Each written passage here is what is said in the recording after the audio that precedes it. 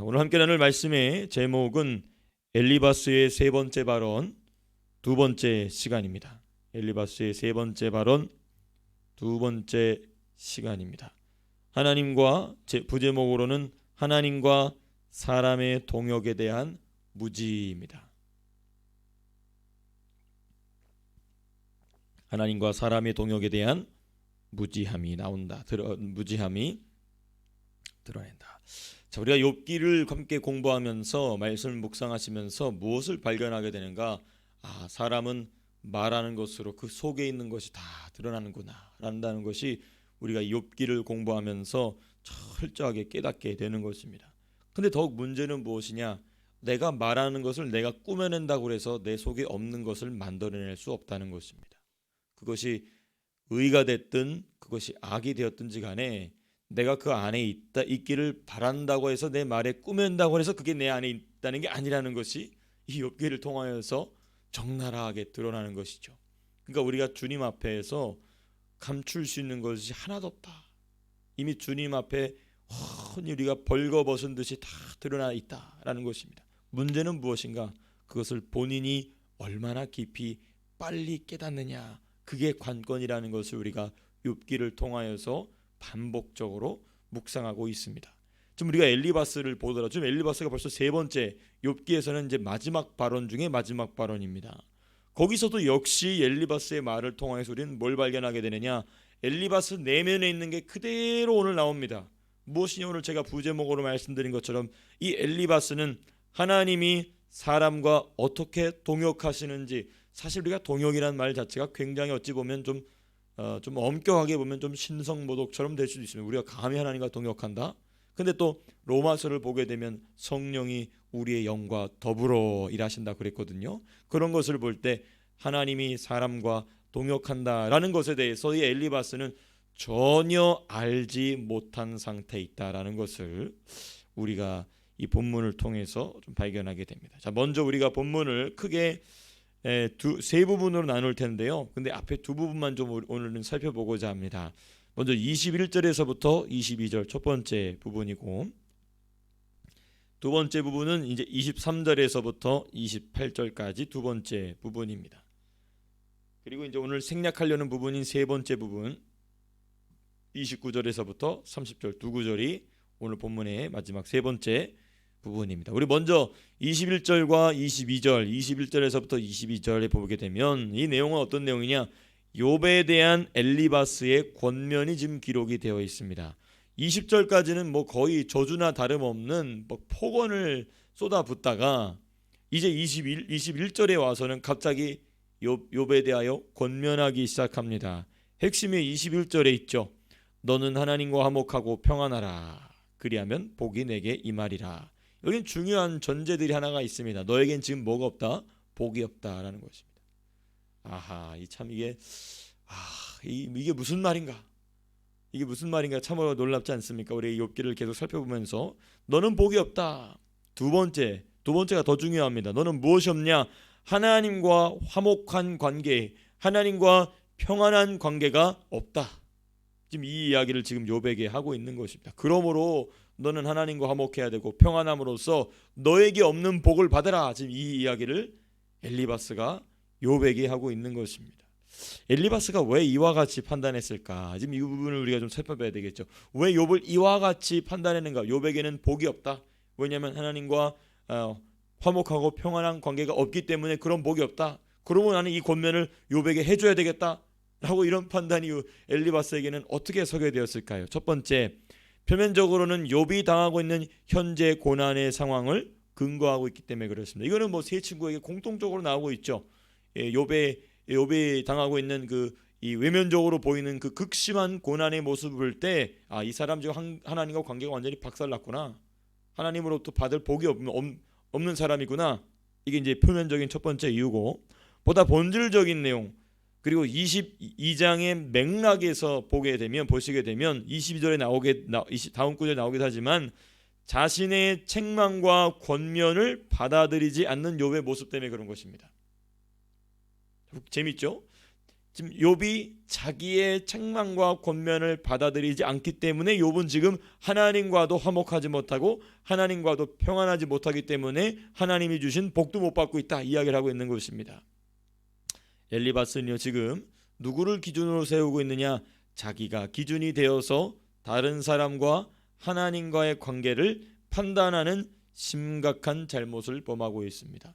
이런 오류가 왜 생기냐면 욥이 어떤 영적 상태에 있는지 바르게 분별하지 못했기 때문에 이런 심각한 잘못을 저지르고 있는 것입니다. 그러나 거꾸로 본다면, 잠깐 맥락에서 벗어났지만 거꾸로 본다면 욥은 세 친구의 영적인 상태를 바르게 진단했기 때문에 욥은 이 세 친구들이 하나님 앞에서 어떤 잘못이 있는지를 명확하게 이야기할 수 있었던 것입니다. 그러니까 이것은 우리가 어찌 보면 둘 다 똑같이 양측이 서로를 비난하고 있고 서로의 죄를 드러내고 있는 것 같지만, 우리가 욥기를 계속해서 22장 넘게 살펴보면서 무엇을 발견하고 있냐면 세 친구에 대한 욥의 분별과 세 친구가 가진 욥에 대한 분별은 하늘과 땅 차이로 다르다는 것을 우리가 말씀을 통해서 계속해서 우리가 살펴봤죠. 자, 그 다음에 22절이 참 중요합니다. 21절과 22절에 있어서 22절에서 한 걸음 더 나아갑니다. 청하건대 너는 하나님의 입에서 교훈을 받고 하나님의 말씀을 내 마음에 두라. 우리가 21절을 이미 잠깐 살펴봤기 때문에 이 22절의 엘리바스의 의도가 무슨 의도인지 더욱 확실히 다가옵니다. 욥이 하나님과의 관계에서 화목과 평안을 누리지 못하고 하나님의 심판을 받아 고난을 받고 있는 이유는 뭐냐? 욥이 하나님의 교훈과 말씀을 거절하고 그 교훈과 말씀을 마음에 두기를 거절했기 때문이다 라는 것이에요. 자, 그런데 우리가 조금 더 깊이 있게 묵상을 한다면 욥기 전체에서 욥이 받아들이지 않는 단 한 종류의 말이 있습니다. 세 종류의 지금 대화가 나옵니다. 욥과 세 친구의 대화 첫 번째 종류죠. 그리고 욥과 엘리후의 대화가 나오죠. 그리고 욥과 누구의 대화가 나옵니까? 하나님과의 대화가 나옵니다. 그 세 종류의 대화가 있어요. 이 세 종류의 대화 중에서 욥이 유일하게 받아들이고 있지 않는 말은 누구의 말입니까? 세 친구의 말이죠. 그러니까 지금 엘리바스는 뭘 얘기하고 있냐면 욥이 지금 욥기에서 받아들이지 않고 있는 유일한 종류의 말은 세 친구로부터 나오는 말인데, 그러니까 엘리바스가 지적하고 있는 것은 뭐냐? 내가 지금 하나님의 교훈과 하나님의 말씀을 말하고 있는데 욥 너가 지금 거절하고 있다는 거예요. 이게 대단한 자신감입니다. 놀랍게도 엘리바스는 자기의 말을 하나님의 교훈과 말씀이라고 주장하고 있는 것입니다. 자신이 하나님의 교훈과 말씀을 전하고 있다라는 확신에 차 있는 것입니다. 이게 중요하죠. 자기 확신에 차 있는 것이죠. 그러니까 엘리바스는 왜 이런 실수를 범하게 되었는가? 이게 참 중요한 핵심이겠죠. 두 방면이 있어요. 엘리바스가 이러한 실수를 저지르게 된 두 방면이 있습니다. 22장까지 엘리바스가 3번 발언하는 것을 통해서 엘리바스가 어떤 사람인지 분별할 수 있느냐. 첫 번째 방면, 자기의 의에 취한 상태입니다. 자기의 의로움에. 내가 이 욥을 책망하는 거 보니까 내가 이거 예상외로 의로운 사람인데 이런 생각에 빠져 있는 것입니다. 제가 굳이 표현한다면 이 신약 성경으로 친다면 바리새인들이죠. 자기가 얼마나 율법을 잘 지키고 있느냐, 자기가 얼마나 율법을 잘 지키고 있기 때문에 내가 심지어 자기를 하나님의 아들이라고 부르고 있는 저 예수라는 청년을 정죄할 정도로 자기는 의롭다는 것입니다. 근데 로마서 7장에 가보니까 그게 누가 일하는 통로였다고요? 귀신이, 마귀가 유대인들을 통하여 일하는, 그게 죄의 통로가 됐었다는 게 바로 그 말입니다.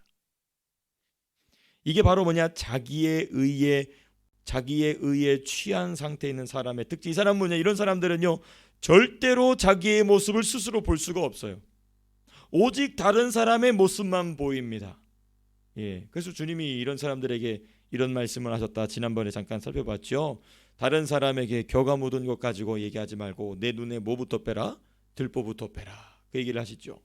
이런 사람이 바로 뭐냐면 자기의 의에 취해 있기 때문에. 엘리바스는요 엘리후의 대화가 끝나고 하나님과 욥과의 대화가 끝날 때까지 자기가 무슨 잘못했는지 아무것도 모르고 있어요. 그리고 나중에 가서야 하나님이 책망하시고, 하나님이 엘리바스를 대표로 책망하시죠. 나는 너희를 버릴 것이지만 너희가 욥에게 간청하여서 욥이 너희를 대신하여 나에게 제사하면 내가 용서해 주겠다고 말씀하십니다. 그때까지도 엘리바스는 자기 모습을 볼 수 없는 사람. 그래서 이렇게 자기 의에 취하여서 자기가 하는 말이 하나님의 교훈과 말씀이라 잘못된 확신을 가지고 있다는 것이죠. 두 번째 방면입니다. 이 엘리바스는 뭘 모르고 있냐면 위로부터의 질서를 모르는 사람이었다는 것입니다. 위로부터의 질서를 알지 못하는 사람이다. 하나님이 자신들에게 진리를 가르치도록 세우신 욥으로부터의 질서를 모른다는 거예요. 왜냐하면 하나님이 이 욥기를 마무리하면서 그 질서를 다시 세우시죠. 욥을 통하여 내가 너희를 용서하리라 그 말씀하십니다. 그러니까 이 위로부터 아래로 흐르는 이 질서라는 것은 하나님이 어느 한 사람을 하나님의 사람으로 만들어 가시기 위해서 세워놓으신 그 은혜의 통로들이 있다는 것입니다. 근데 이 질서를 완전히 무시해버린 것이에요. 무엇을 보고? 욥의 외면적인 고난의 상태를 보고 욥을 무시한 것입니다. 욥을 무시한 것이죠. 이게 바로 이 위로부터 흐르는 질서를 알지 못하는 이 특징입니다. 그래서 제가 말씀을 두 구절을 한번 찾아봤는데요. 그냥 우리 나중에 한번 개인적으로 찾아보시면 좋겠습니다. 시편 133편 2절 세 구절밖에 안 되는 말씀이지만은 그 헐몬산에 흐르는 그 이슬이 그 땅까지 적셔서 내려온다. 그리고 아론의 수염에서부터 어깨까지 기름이 흘러내린다 그랬거든요. 이게 뭐냐면 위로부터 아래로 기름 부음을 흐른다는 겁니다. 중요한 원리입니다. 그리고 야고보서 1장 17절에 보시면 온갖 좋은 은사와 온전한 선물이 누구로부터 오냐면 빛들의 아버지께로부터 나오는데 거기 중요한 전치사가 사용되어 위로부터 내려온다는 것입니다. 위로부터 내려온다. 그냥 아버지 하나님 위에 계시기 때문에 위로부터 내려온다 그 말이 아닙니다. 하나님께서 세우신 그 질서를 따라서 기름 부으심이 흐른다는 것이죠. 제가 이 부분을 넘어가면서 한 가지 우리 성도님들과 한 가지 좀 비밀을 좀 나눈다면 이런 것입니다. 왜 한국에 있는 수많은 대형교회들이 힘을 잃고 있는가? 저는 그 원인을 우리 스승님들께 잘 배웠어요. 뭐냐면 원로 목사님들을 제대로 섬기지 않기 때문에 그렇습니다. 그게 뭐냐면 원로 목사님들이 막 꼬장도 부리고 막 이 옛날 그 구태한 모습들을 보이기도 하지 않습니까? 뭐 그럴 수 있지요. 그런데 하나님은 그 모습을 보시는 거예요.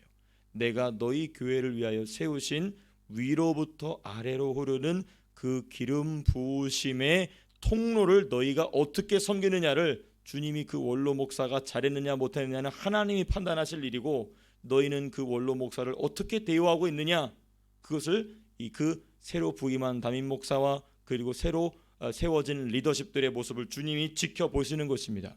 그리고 한국교회가 그것을 철저히 실패하고 있죠. 강남에 있는 모 교회는 자기 원로 목사님이 너무 꼴보기 싫으니까 장로들에게 1억씩 담임 목사가 선물로 주고 나서 그 원로 목사님을 교회에서 쫓아버렸죠. 그리고 나서 그 교회는 완전히 박살이 났습니다. 4만 명이 모이던 교회였어요. 4만 명. 강남에서 4만 명이 어마어마하게 큰 교회지 않습니까?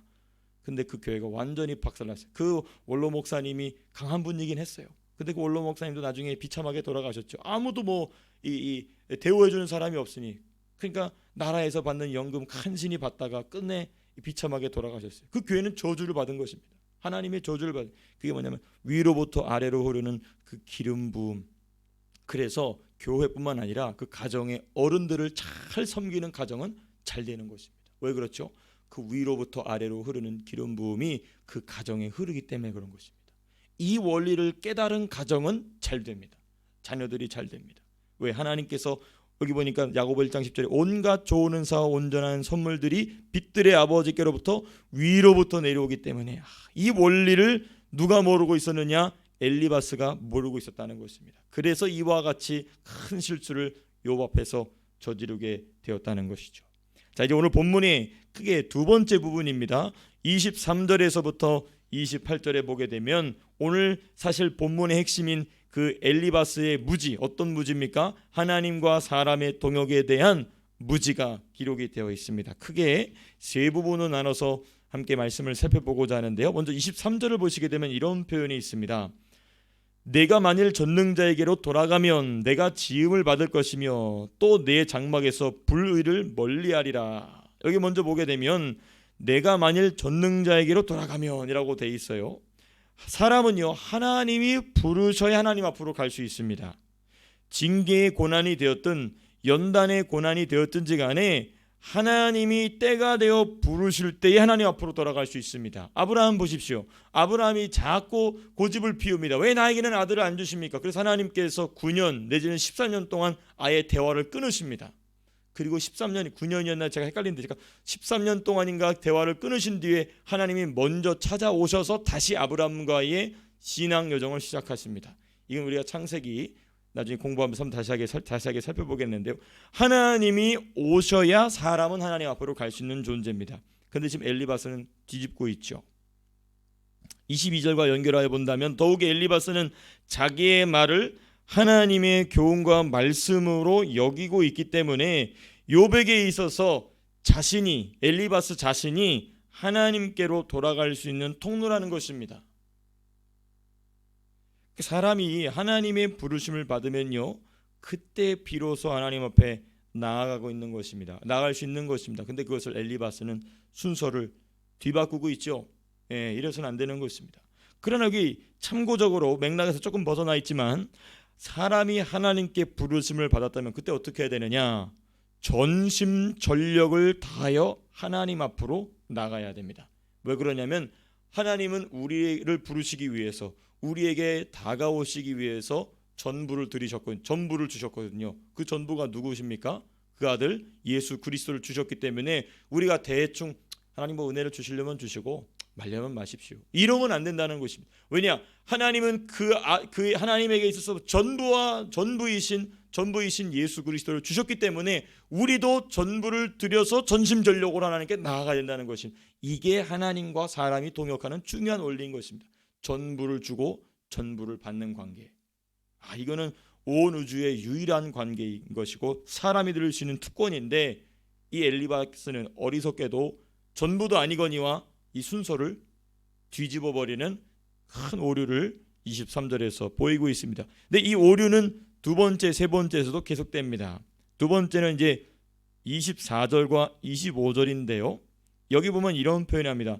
24절에 내 보화를 티끌로 여기고 오빌의 금을 계곡의 돌로 여겨라. 그리하면 전능자가 내 보화가 되시며 내게 고귀한 은이 되시리니. 욥이 보화와 금을 티끌과 돌로 여겨야 전능자가 욥의 보화와 은이 되실 것이다, 이렇게 얘기를 하고 있어요. 자, 여기 또 지금 누구의 동작이 선행되고 있습니까? 또 욥이라는 사람의 동작이 또 먼저 선행이 되고 있습니다. 여기서도 지금 엘리바스는 23절과 동일한 실수를 범하고 있죠. 사람이 하나님을 만나는 것은 전적으로 하나님의 선행, 여기서는 착할 선자가 아니고 먼저 선자입니다. 하나님이 먼저 행하셔야지만이 가능한데 그거 없이는 불가능합니다. 그러나 제가 다시 한번 또 반복해서 말씀드리나마는 하나님이 선행하실 때, 먼저 행동하실 때 사람은 가만히 있는 것이 아니라 사람이 할 수 있는 최대한의 간절함과 간구로 반응하면서 하나님께 나아가는 것, 이게 중요한 하나님과 사람과의 관계죠. 그걸 지금 잘 보여주고 있는 게 욥입니다. 사실 욥이 하나님으로부터 고난을 받았습니다. 고난을 받고 있습니다. 하나님이 고난으로 욥에게 다가오셨죠. 그러자 욥의 리스판스가 뭡니까? 하나님을 향한 전심의 간구로 나아갑니다. 도대체 이 고난은 나에게 왜 일어나고 있습니까? 심지어 세 친구가 와서 저주나 다름없는 폭언을 퍼붓는 중에도 그 하나님을 향한 간절한 간구를 내려놓지 않고 계속해서 하나님 앞으로 나아갑니다. 그리고 나서 내일 아주 아름다운 본문, 우리가 잘 아는 본문이 나옵니다. 그가 내 길을 아시나니 그가 나를 뭐와 같이 단련하신 후에 정금같이 단련하신 후에 내가 그 앞에 나아가리라. 이 말씀이 나오게 되죠. 그게 뭐냐면 하나님이 나에게 고난으로 다가오셨으나 나는 여전히 간절함으로 주님께 나아갑니다. 이게 바로 하나님과 욥이 동역하는 모습, 이것이 바로 하나님과 성도가 동역하는 모습이라는 것입니다. 네, 이게 참으로 중요한 이 하나님과 사람의 동역입니다. 그런데 이 24절 25절 통해서 우리는 뭘 보게 되냐면 엘리바스는 여지껏 하나님을 이러한 방식으로 섬겨온 겁니다. 욥에게 자기가 말하고 있는 방식으로 하나님을 대해왔던 것입니다. 그러니 욥 앞에서 이런 말을 쏟아 놓을 수밖에 없던 것이죠. 확실히 제가 서론에 말씀드렸던 것처럼 사람은 자기 속에 있는 것이 전부 말로 나오기 마련이다. 지금 엘리바스가 만약에 이 대화를 하지 않았다면 이 속에 있는 게 드러나지 않았겠죠. 그러니까 하나님께서는, 저는 당구를 한 번도 쳐본 적이 없습니다만은 이런 비유를 많이 사용하시길래 쓰리 쿠션이라고 그러나요? 이렇게 공을 하나를 쳤는데 한 번, 두 번, 세 번, 뭐 이런 얘기인 것 같아요. 하나님 이렇게 하시는 것입니다. 하나님께서 고난이라는 공을 이 욥에게 치셨어요. 그래서 욥의 속에 있는 것을 다 드러내시고 또 욥의 정결한 것도 드러내실 뿐만 아니라 욥의 세 친구의 더러운 것까지 다 드러내시죠. 이게 하나님의 쓰리 쿠션이라는 것이겠습니다. 하나님이 이렇게 일하신다는 것입니다. 자, 세 번째입니다. 이 엘리바스가 하나님과 사람의 동역을 오해하고 있는 세 번째 부분 28절에 나옵니다. 28절에 보시면 이런 표현합니다. 내가 무엇을 결정하면 이루어질 것이요 내 길에 빛이 비치리라. 내가 무엇을 결정하면 이루어질 것이요. 이 말씀을 딱 읽으시면서 떠오르시는 말씀이 아마 있으실 겁니다. 무슨 말씀이냐면 사복음서에 자주 등장하는 말씀인데 특별히 주님이 베드로에게 하신 말씀이 있지 않습니까? 베드로에게 주님 뭐라고 말씀하시죠? 바요나 시몬아 어떠저쩌고 말씀하시고 내가 땅에서 매면 하늘에서도 맬 것이요 하늘에서도 풀면 땅에서도 풀면 하늘에서도 풀리라. 이 말씀하시지 않습니까? 이 말씀과 유사해요. 아주 유사한 말을 지금 엘리바스가 하고 있습니다. 자, 그런데 중요한 핵심 전제가 빠져 있습니다. 지금 이 엘리바스의 말에는 이 약속은 예수님이 베드로에게 하신 이 약속 축복의 말씀은 중요한 전제를 가지고 있는데 이 중요한 전제는 뭐냐? 바로 그 예수님이 바요나 시몬에게 축복하시기 직전에 베드로가 뭐라고 말하죠? 주는 그리스도시요 살아계신 하나님의 아들이시냐. 이 말은 뭐냐면요, 하나님께서 천지를 창조하신 이래로 하나님이 듣고 싶었던 가장 중요한 말씀입니다.